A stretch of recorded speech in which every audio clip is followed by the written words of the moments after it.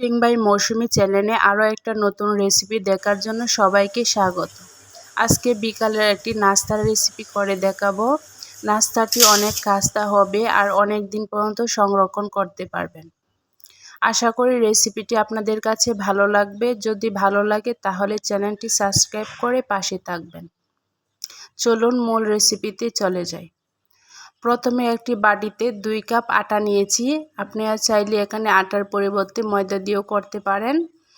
এখন এর মধ্যে দিয়ে দেব 2 চামচ চিনি। আমি 2 কাপ আটার মধ্যে 2 চামচ চিনি দিয়েছি। আপনারা চিনির পরিমাণটা কমিয়ে বাড়িয়ে নিতে পারেন।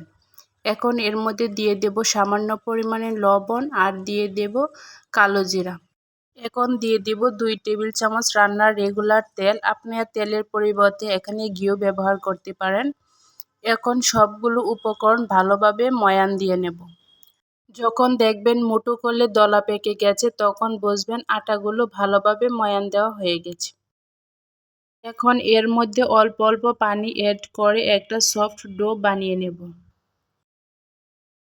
ডোটা বানানো হয়ে গেলে এখন এর উপরে অল্প একটু তেল দিয়ে মাখিয়ে নেব যেন ডোটা ড্রাই না হয়ে যায়।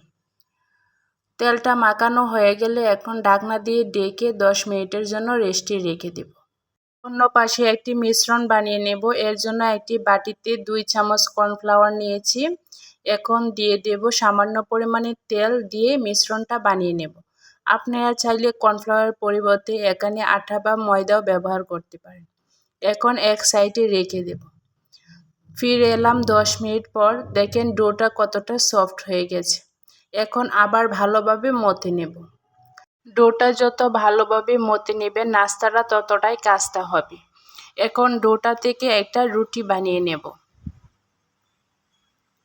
একটু মোটা করে রুটিটা বানিয়ে নিয়ে এখন একটা ছুরি দিয়ে 4 ভাগ করে কেটে নেব। এখন একটা ডোর উপরে আরেকটা ডো এভাবে দিয়ে 4টাই ডো উপরে দিয়ে দেব। তাহলে দেখবেন খুব সুন্দর একটা লেয়ার তৈরি হয়ে গেছে। এখন আবারও ডোটাকে একটা রুটি বানিয়ে নেব।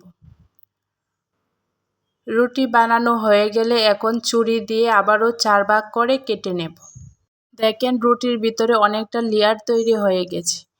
এখন ডো থেকে যে 4টা লিচি কেটেছি 3টা লিচি এক পাশে রেখে দেব আর এটা লিচিকে রুটি করে নেব। তার জন্য উপরে একটু আটা ছিটিয়ে নেব। এখন পাতলা করে একটা রুটি বানিয়ে নেব। এভাবে সবগুলো রুটি একইভাবে বানিয়ে নেব। আমি এখানে 4টা রুটি বানিয়ে নিয়েছি। আপনারা দেখে হয়তো বুঝতে পারছেন কতটা পাতলা করে বেলে নিয়েছি। এখন একটা রুটির উপর কর্নফ্লাওয়ার আর তেলের মিশ্রণটা দিয়ে দেব। দিয়ে ভালোভাবে রুটির গায়ে মাখিয়ে নেব। আপনারা চাইলে এই কাজটা ব্রাশ দিয়েও করতে পারেন, তবে হাত দিয়ে করলে একটু সুবিধা হয়।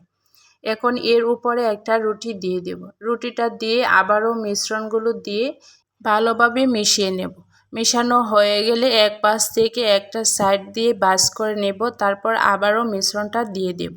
আপনারা দেখে হয়তো বুঝতে পারছেন ভাঁজগুলো কিভাবে দিয়েছি। প্রত্যেকটা ভাঁজ দিবেন আর মিশ্রণগুলো দিয়ে দিবেন। তাহলে নাস্তাটার লেয়ারটা অনেক সুন্দর হবে। এভাবে প্রতিটা ভাঁজ দিতে হবে আর ভাঁজের মাঝখানে মিশ্রণটা দিয়ে দিতে হবে। আপনারা দেখে হয়তো বুঝতে পারছেন আমি ভাঁজগুলো কিভাবে দিয়ে নিয়েছি।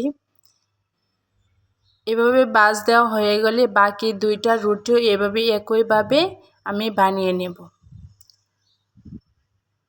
দেখেন একইভাবে বানানো হয়ে গেছে।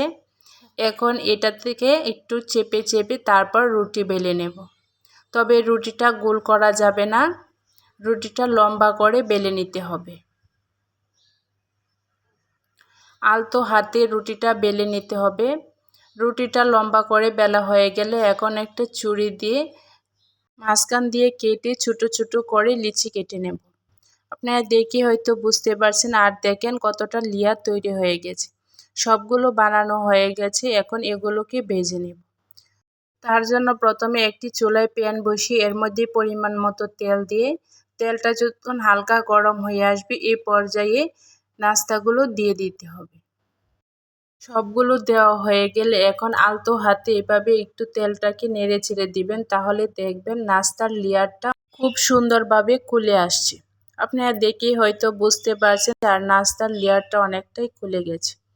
এভাবে মিডিয়াম টু লো আঁচে ভেজে নিতে হবে। তখন দেখবেন নাস্তাটা এরকম ব্রাউন কালার চলে আসছে, এই পর্যায়ে চুলা থেকে নামিয়ে নিতে হবে। নাস্তাটা খেতে অনেক মজার আর অনেক মুচমুচে হয়। এই নাস্তাটা অনেক দিন পর্যন্ত সংরক্ষণ করা যায়। আপনারা চাইলে বিকালে চায়ের আড্ডার সাথে এই নাস্তাটা রাখতে পারেন।